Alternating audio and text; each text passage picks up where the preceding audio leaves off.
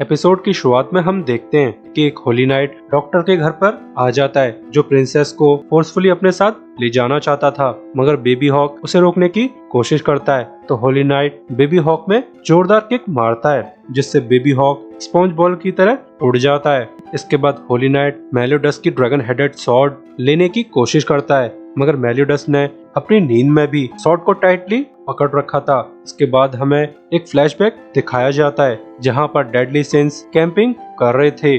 तो बान अपनी क्यूरियोसिटी ठंडी करने के लिए मेलियोडस की सॉर्ड चेक करना चाहता था, मगर मेलियोडस इस रिक्वेस्ट के लिए साफ मना कर देता है। मगर भाई बान सिन ऑफ ग्रीड को रिप्रेजेंट करता है, तो उसकी खुजली इतनी आसानी से ठंडी नहीं होती। तो वो फोर्सफुली मेलियोडस की सॉर्ड चेक करना चाहता है, तो मेलियोडस की सनक जाती है और वो कहता है कि बान मेरी तलवार छोड़ दो वरना मुझे सच में गुस्सा आ जाएगा। मगर बान उसकी बातों पर ध्यान नहीं देता क्योंकि उसने मेलियोडस को कभी भी गुस्सा होते हुए नहीं देखा। वैसे भी बान ये जानने के लिए काफी इंटरेस्टेड था कि मेलियोडस को ड्रैगन सिन ऑफ व्रेथ क्यों कहा जाता है, मगर अब तक मेलियोडस की पूरी तरह से सनक चुकी थी। तो वो बान पर हमला कर देता है जिससे बान सीरियसली इंजर्ड हो जाता है, और यही वो इंजरी है जो बान की बॉडी पर कभी भी हील नहीं होती। वहीं प्रेजेंट में होली नाइट ने मेलियोडस की तलवार छिना ली थी, मगर तभी अचानक से मेलियोडस जाग जाता है और वो अपनी तलवार को पकड़ लेता है। और ये सीन देखकर डॉक्टर काफी ज्यादा सरप्राइज था कि मेलियोडस उसका पॉइजन लेने के बावजूद जिंदा कैसे है, मगर डॉक्टर पर कोई भी ध्यान नहीं देता। इसके बाद मेलियोडस बोलता है कि अगर मैं मर भी जाऊं तब भी मैं स्वॉर्ड को नहीं छोड़ूंगा, क्योंकि बस मैं इसी तरह से अपने किए गए सिंस को अटोन कर सकता हूं। इसके बाद मेलियोडस के सर पर अजीब से मार्क्स शो होने लगते हैं और वो पूरी तरह से होश में भी नहीं था, मगर इन मार्क्स को देखकर होली नाइट घबरा जाता है और वो यहाँ से भाग जाता है। मगर जब प्रिंसेस मेलियोडस को आवाज लगाती है तो उसे होश आ जाता है और तो और उसके वियर्ड मार्क्स भी गायब हो जाते हैं। और फिर एलिजाबेथ भी मेलियोडस को ठीक ठाक देखकर काफी खुश थी। इसके बाद बेबी हॉक मेलियोडस को सारी सिचुएशन रिपोर्ट करने लगता है कि वो होली नाइट प्रिंसेस और तुम्हारी सॉर्ड को चोरी करना चाहता था, और तो और हमें उस डॉक्टर ने धोखा दिया है। उसने तुम्हें मेडिसिन के बजाय पॉइजन दे दिया है। तुम किस्मत वाले हो जो तुम मरते मरते बचे हो, मगर अब तक डॉक्टर यहाँ से फरार हो चुका था। तो हॉक उसे कैप्चर करने के लिए जाने लगता है, मगर प्रिंसेस न जाने क्यों हॉक को रोक लेती है। इसके बाद मेलियोडस अपने घाव चेक करने लगता है जो कि अब तक पूरी तरह से भर चुके थे। वहीं वो होली नाइट सोच रहा था कि अगर मैं भागने में जरा सी भी देरी कर देता तो मैं 100% मारा जाता, मगर जल्द ही मेलियोडस एंड टीम उसे ढूंढ लेती है। तो होली नाइट को सरप्राइज देखकर बेबी हॉक प्राउडली बोलता है कि मेरी नाक बहुत ज्यादा तेज है, मैं मीलों दूर से अपने टारगेट को स्मेल कर सकता हूँ। इसके बाद मेलियोडस होली नाइट से पूछता है कि तुम प्रिंसेस और मेरी सॉर्ड को चोरी करना क्यों चाहते थे, तुम ये सब किसके ऑर्डर्स पे कर रहे थे।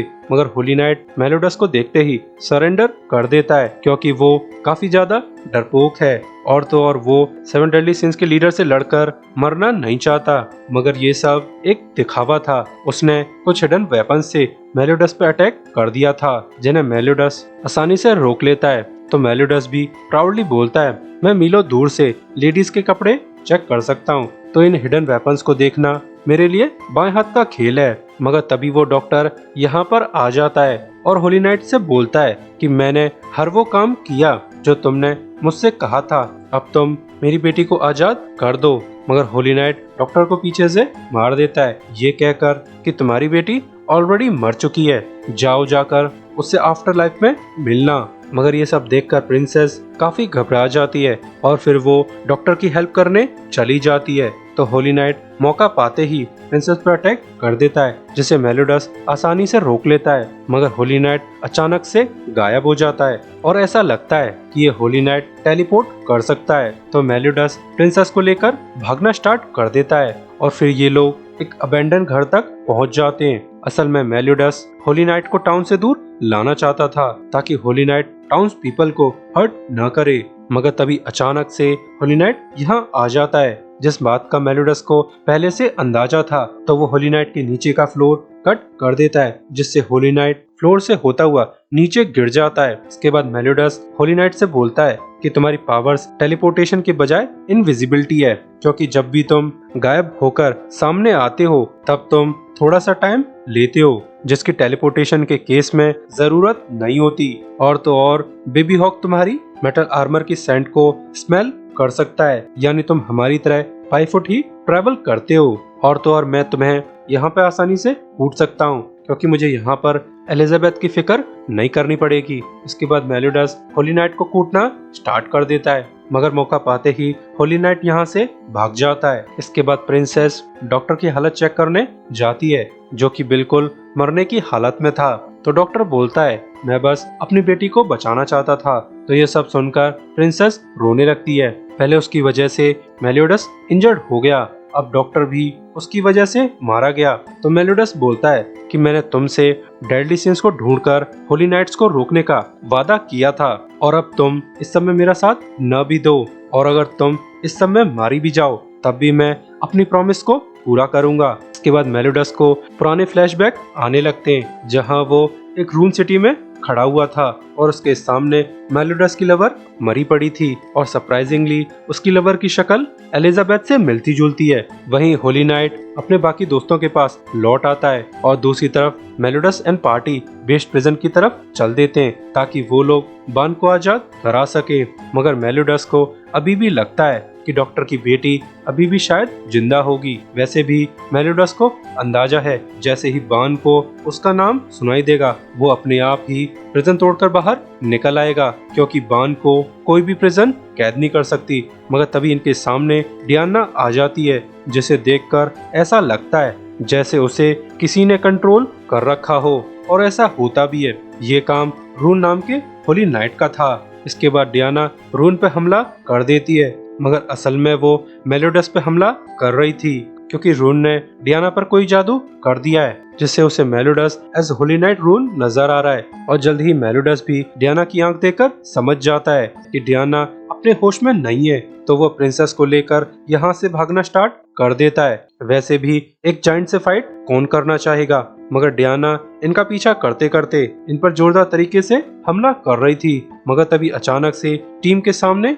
2 ट्रैवलर आ जाते हैं, तो मेलियोडस जल्दी से उन्हें बचाकर एक जगह पर छुप जाता है, और फिर वो ट्रैवलर्स को प्रिंसेस के हवाले करके डियाना की डायरेक्शन में जाने लगता है। मगर उसे रास्ते में होली नाइट रून दिखाई देता है, तो वो डायरेक्टली होली नाइट पर हमला कर देता है। मगर मेलियोडस को अंदाजा नहीं था कि जिसे वो रून समझ रहा है वो असल में डियाना है, यानी रून ने डियाना के साथ साथ मेलियोडस पे भी अपना जादू कर दिया है। यानी मेलियोडस और डियाना एक दूसरे से लड़ रहे हैं, और उन्हें लग रहा है कि वो होली नाइट रून से लड़ रहे हैं। इसके बाद डियाना खूब तबाही मचाने लगती है, जिससे मेलियोडस आसानी से हैंडल कर लेता है। और ये सब सीन क्रिसिया भी देख रही थी, और वो भी बैटल ज्वाइन करने के लिए रेडी हो जाती है। इसके बाद हमें बेस्ट प्रिजन दिखाई जाती है, जहाँ पर सभी नाइट्स जेरिको को ताड़ रहे थे, क्योंकि बान ने उसके कपड़ों को चुरा लिया था, और जेरिको के काफी कहने के बावजूद कोई भी उसके लिए न्यू ड्रेस लेने नहीं जाता।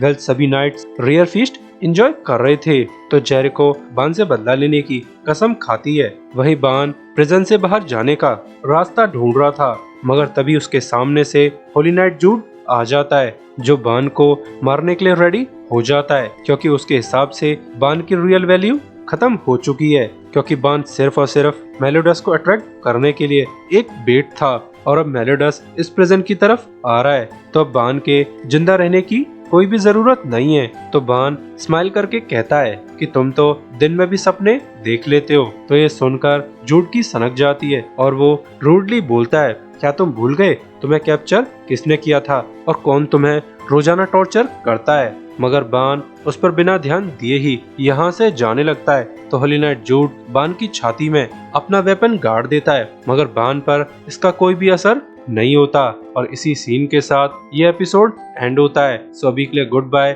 Thanks for watching.